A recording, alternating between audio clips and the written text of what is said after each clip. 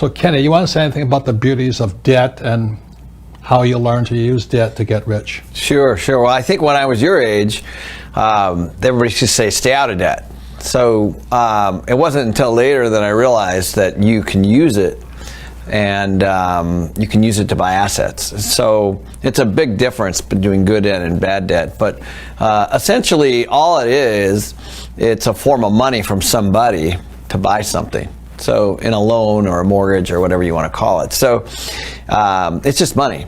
And so being able to use money from a bank or from a life company or a pension or something like that. Or an investor like me. Yeah, or an investor in the form of a loan or equity is the most important thing that you can learn, because I think I certainly grew up with no money, and my parents didn't either, and we always used to have to save for everything that we always did. You know, it was always how much money can we save and then we can buy something, and it wasn't until later that I realized that when you use debt, that you can actually do it. You don't even have to have any money. You know, you just use other people's money.